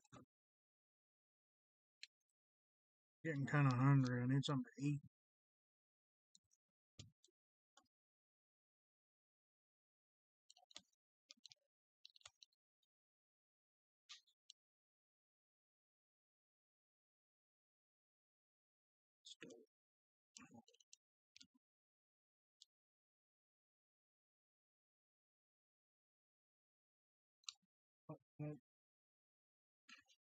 They ain't got very much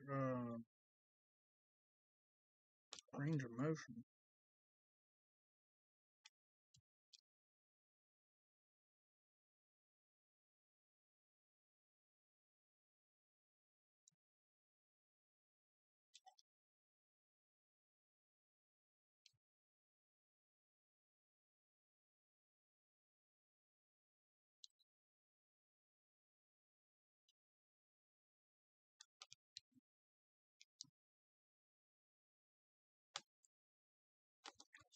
Hell yeah.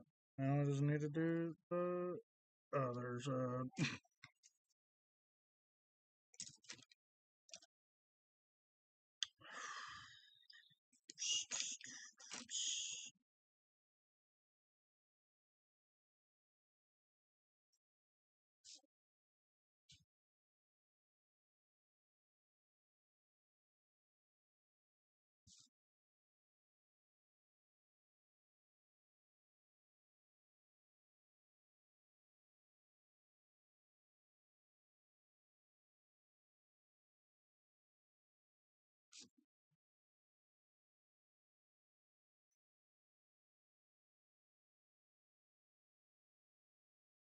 Oh, hang. C2.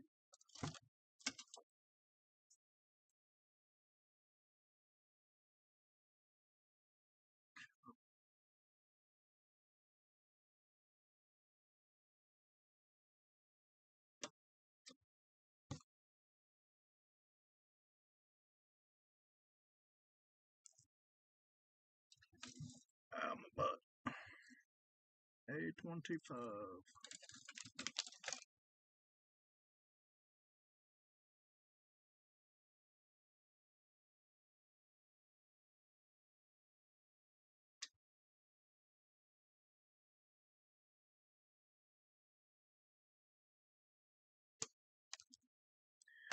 Yeah, dude.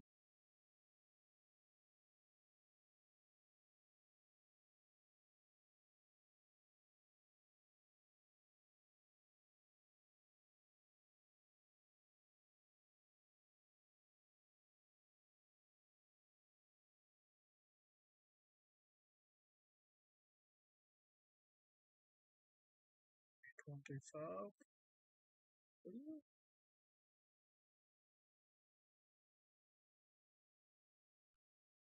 So.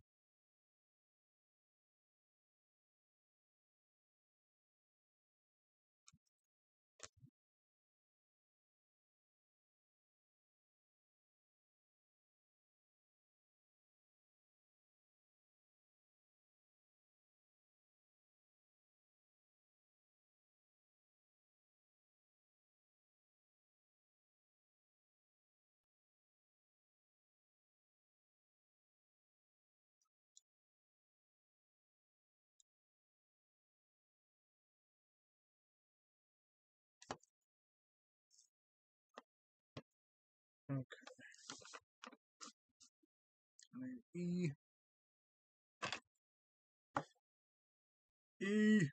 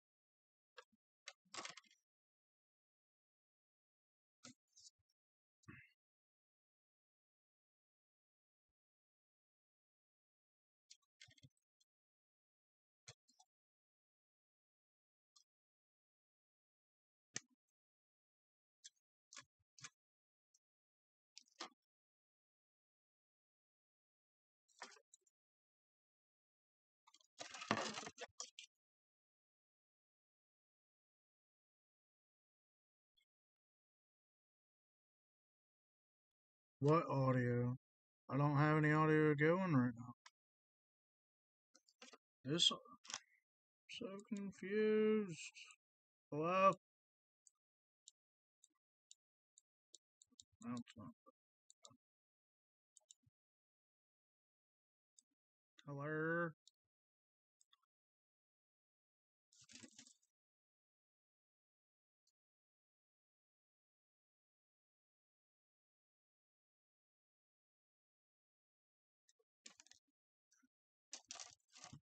Hand going already.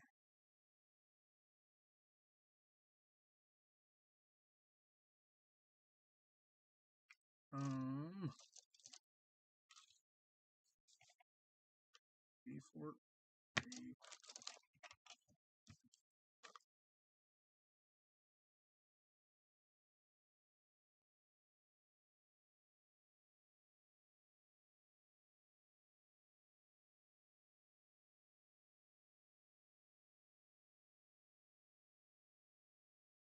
So confused. Oh, I did? Hell yeah. I don't know what the fuck is going on with it, dude. Like,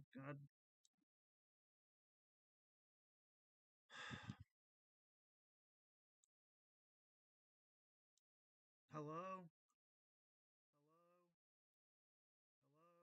Hello? Hello?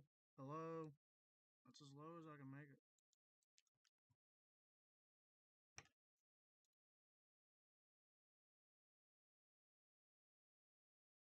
I'm like missing a fucking piece.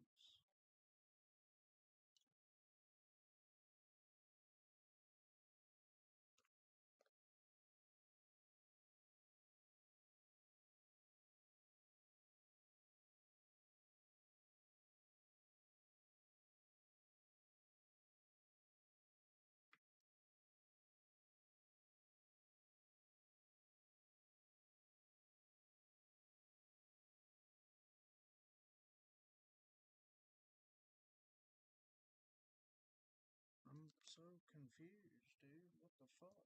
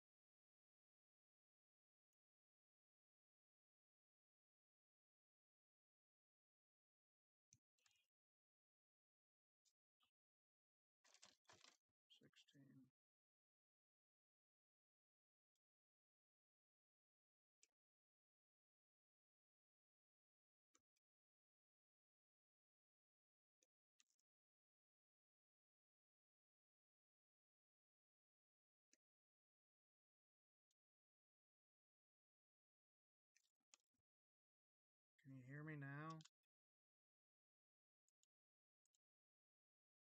Turn it up some. And turn it up a little bit. Or a little bit more. It's in the green.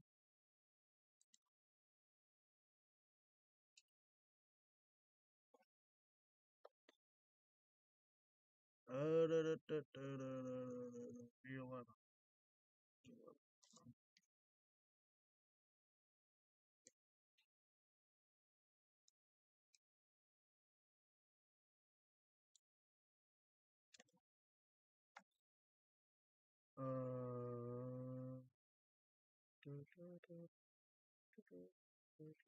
Got C4. Need the B14.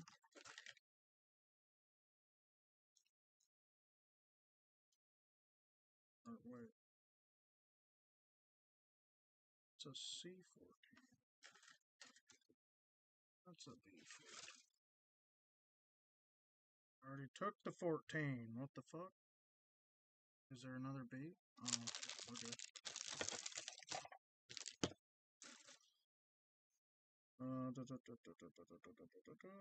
B14.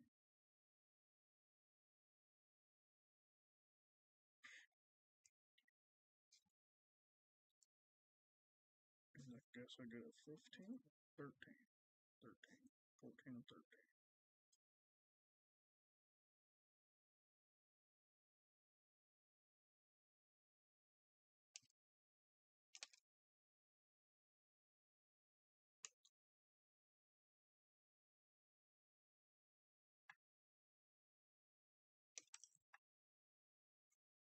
Hell yeah.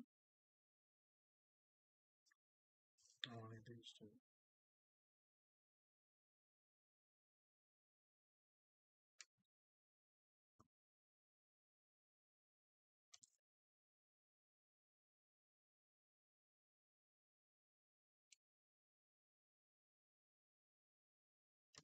Oh, where'd they go?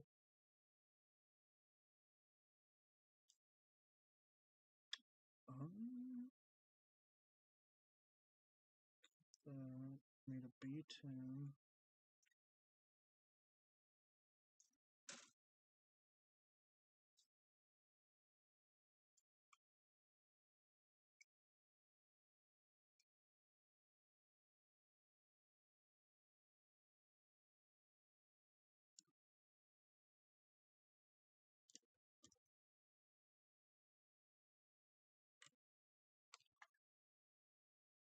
And C5. C5.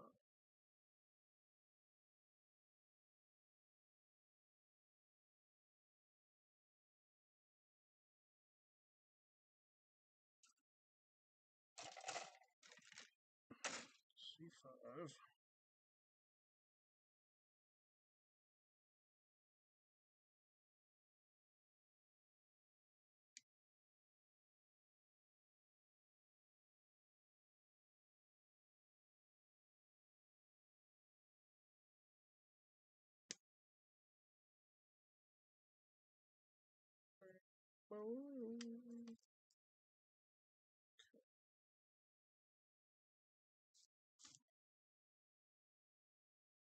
E21. E20.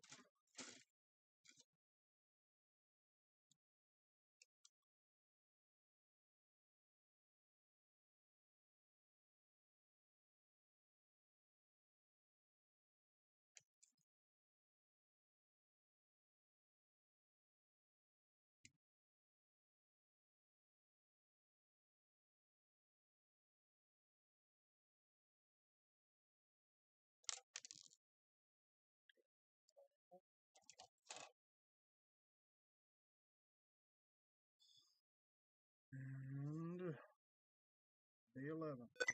Oh my god.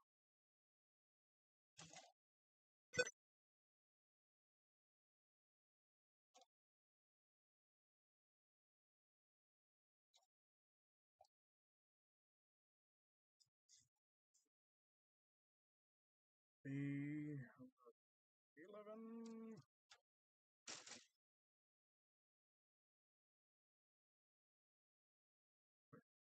Let's see.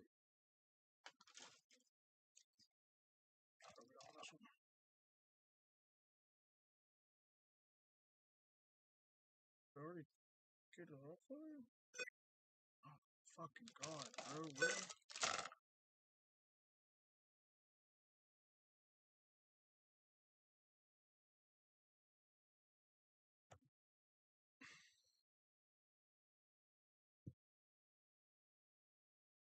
Welcome to the stream, everybody. We're fucking building a Gundam. We're trying to, at least. B 11, and I need a 12, right? Yeah, I need a 11 and 12.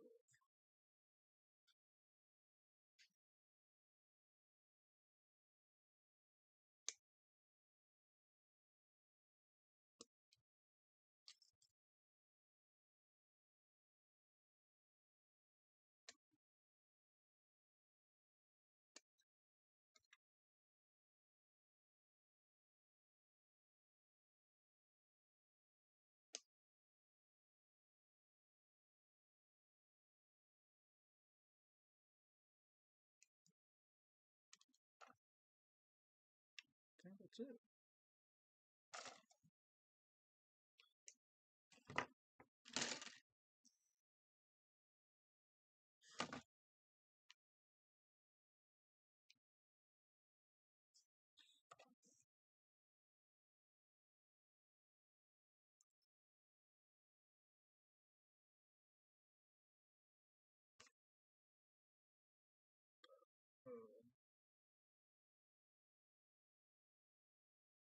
Did I not get that piece off?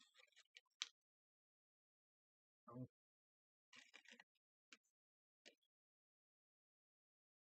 Oh, I need 19 too.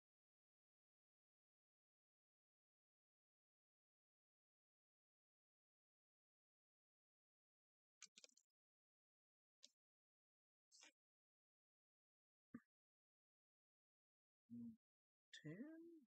Right?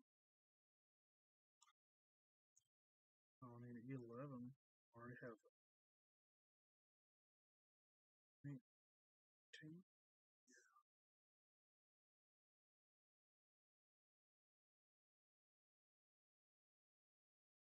Thanks, man. I got another one sitting over there I'm going to build after this.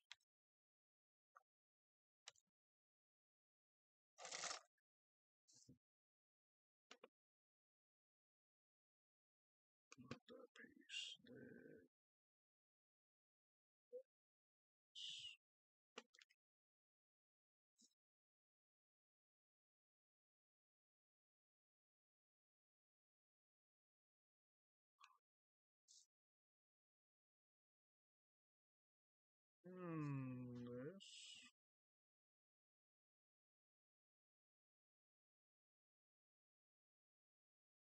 1 second. I'll grab it here. 2.5. Just get this guy in here. I'm gonna need to flip it.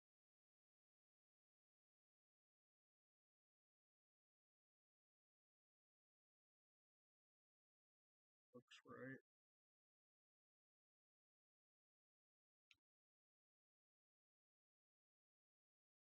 No. No, that looks right.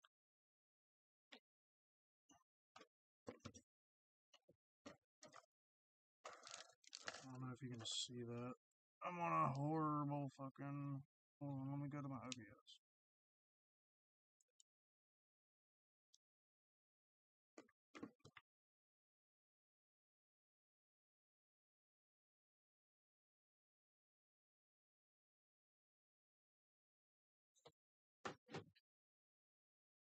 Yeah, they're pretty fucking sweet, actually. I haven't even watched the show. I just saw them at Walmart, and I was like, Gundams? $30? Okay.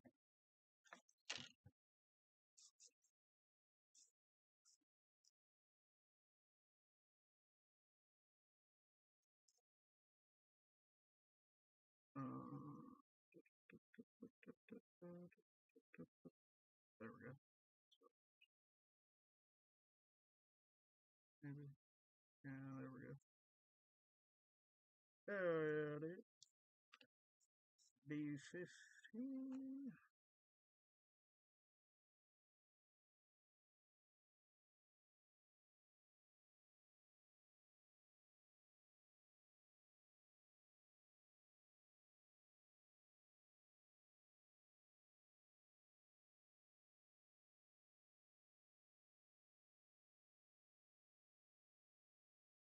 Yeah, I got them. I found them in the electronics part, like back where the games and stuff are, and movies and stuff.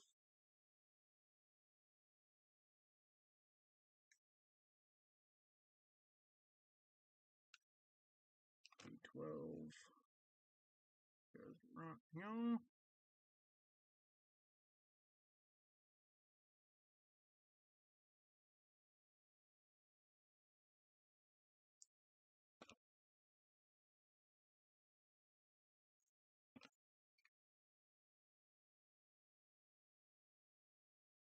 Okay.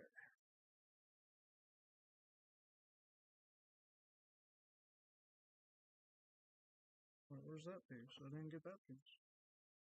B22. B22.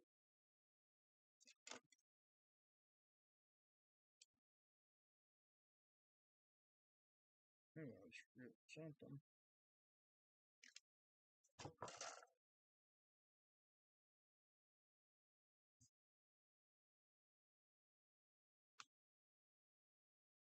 Oh, okay.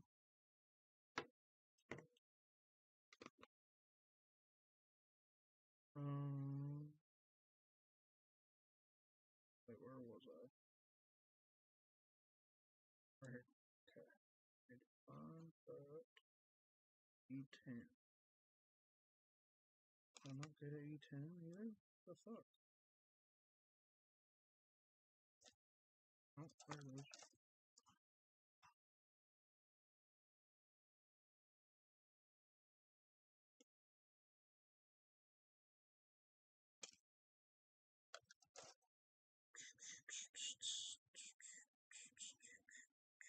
This way. Um, oh, oh.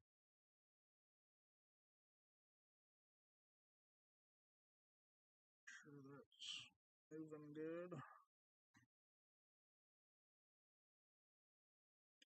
Hell yeah, brother.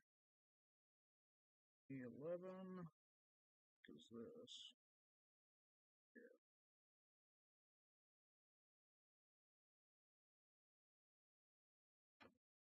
C4.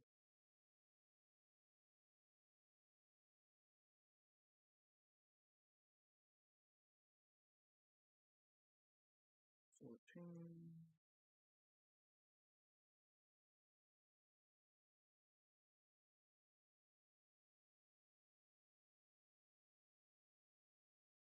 E19.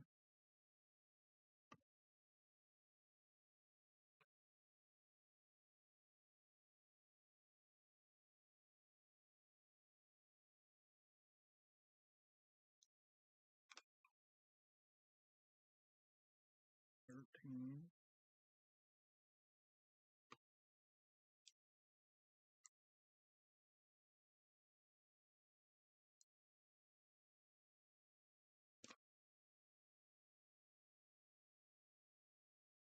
E20.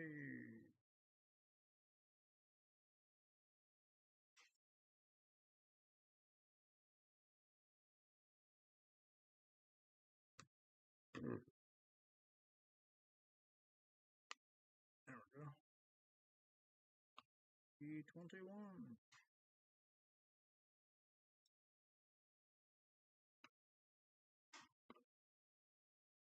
Hell yeah. Got motion now. B11.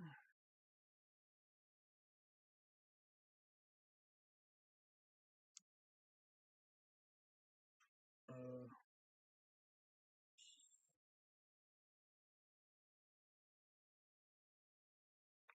C5.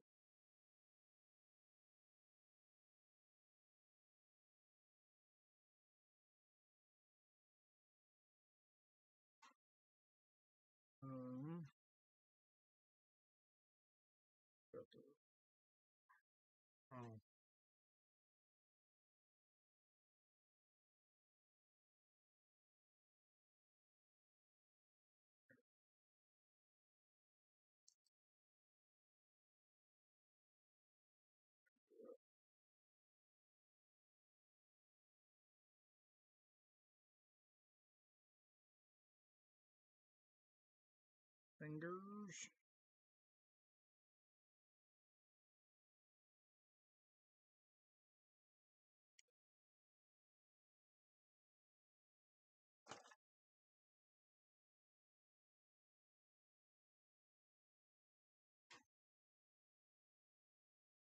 Why the fuck did I get this out? What is this?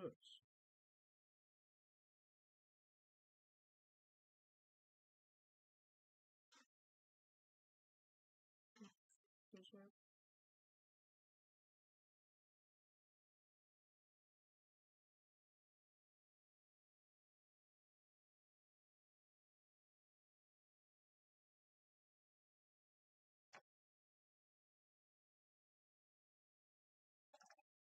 Hell yeah.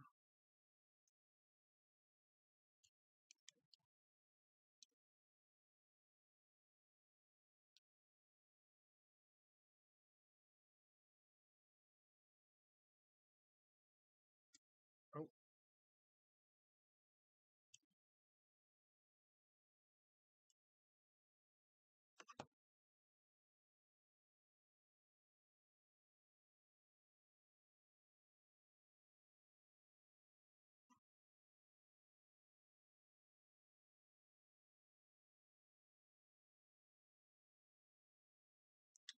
I feel like I'm missing a piece, because I don't see that thing.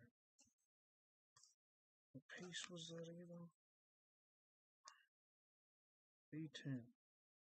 B10.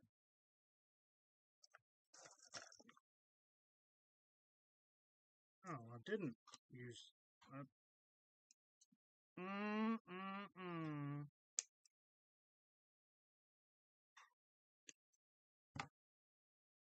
This is bullshit, Austin.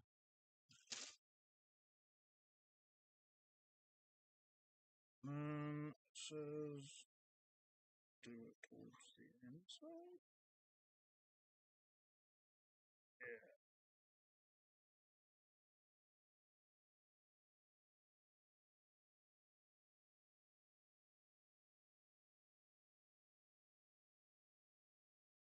Hell yeah.